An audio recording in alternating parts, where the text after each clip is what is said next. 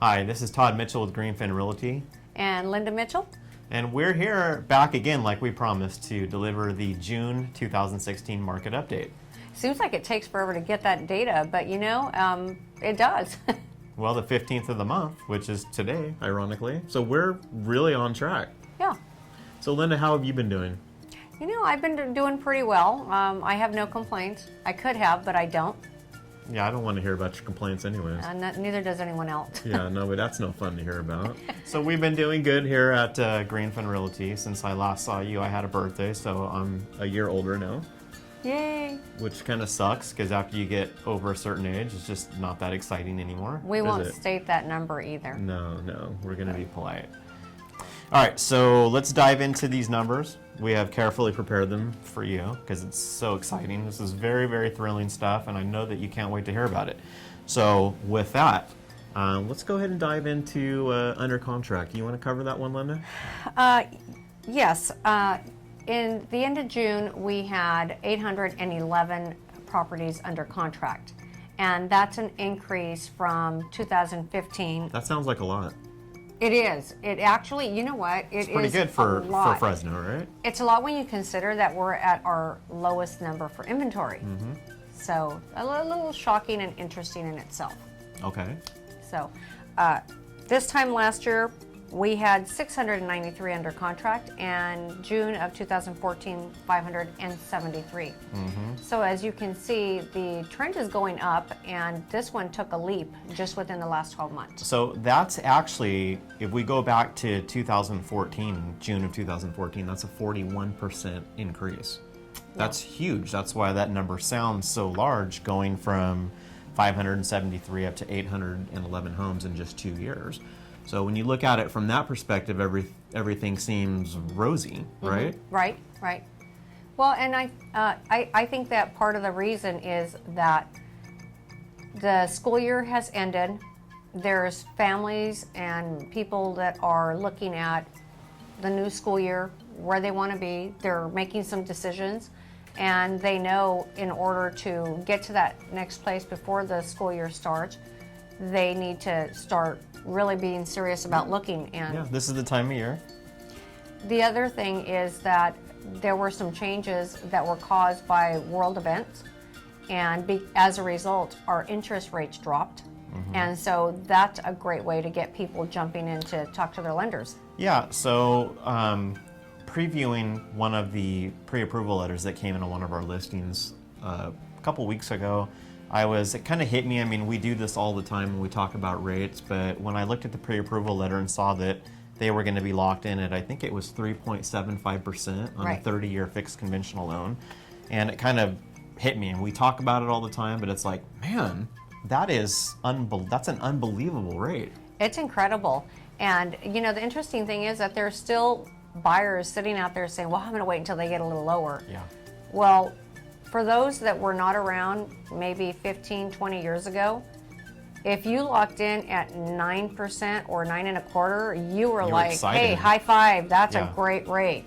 And so even when they went to 6, it's like, oh my gosh, I can't believe we're at 6%. And now here we are at under 4. Well, and I think it's important to keep a proper perspective on this now too, because for those younger generation that's coming up that may be thinking about buying a house in the next few years or so, if the rate were to go up to 5% or 6%, or really more of a healthy rate for our economy, because the rates they're at right now really aren't that healthy. They're healthy for you if you lock in as a buyer. It's fantastic. But for the economy as a whole, those rates are not healthy for us. But if it fluctuates even a little bit, people are going to be whoa, wait, 5%? That's a pretty high rate. And historically speaking, I mean, even at 5%, it's very, very low. Yeah, it is. That's very true. Okay, so moving along, days on market. Days on market last month, so when we covered it for May of 2016, was 39 days. And it actually hasn't changed. When we run these numbers, we do it for Fresno and Clovis together. And so they have stayed exactly the same at 39 days, which, you know, it was a I keep thinking it's going to be shorter, but it hasn't so far. Yeah, I mean, I do realize too across all of Fresno and Clovis that is the average, but it really is so much different from what we're experiencing, which is more 4 to 7 days, I would say on average for our listings. So it's kind of like, I see 39 days and wow, but this time last year it was 37 days, so it's increased 5.4%. So it kind of flies in the face of traditional supply and demand economics, where you would think low inventory, low supply, higher demand, shorter days on market, but it really doesn't seem to be the case, and especially when you look at how many are under contract. Right. A lot of that just doesn't really make sense. So it's a very interesting time that we're operating in right now. It is.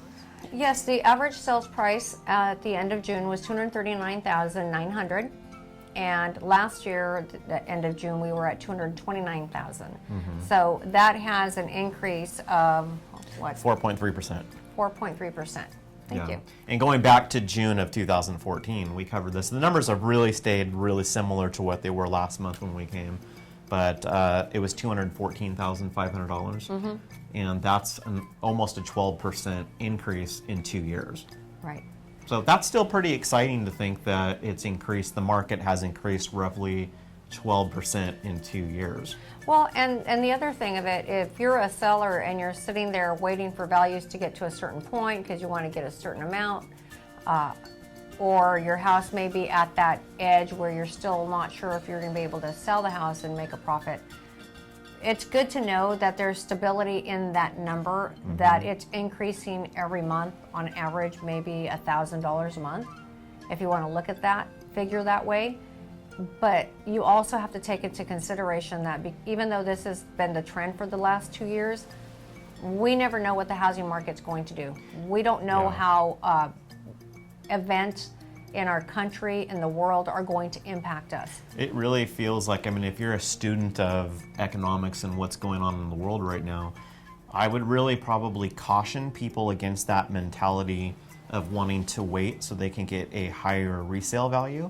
Our world is in such a constant state of flux. I mean, that seems to be a risky proposition, because I think just as easily as it continuing to go up, which it's great for us to report on numbers that are going up, but just as easily they could start going down and things could change really at a moment's notice. Yes, which we're always, I think, as business owners, live in a fearful state of that happening, because this is our livelihood. But it's just to be realistic and to tell you how we see it. I would be careful with that mentality of wanting to wait. The time could not be better right now to either buy or sell a home. I think that's it. Yeah, I think that's it too. Yeah. Thanks for watching. Yeah. Anyway, we will see you again next month. We will. The one thing we mentioned earlier, some of the world events and things going on, and so I just want to tell you, just give you a little message today to go out there and show somebody some love and just give them a smile or a hug. All right? That's good advice. Thank you so much. Thank you. Bye-bye. Bye.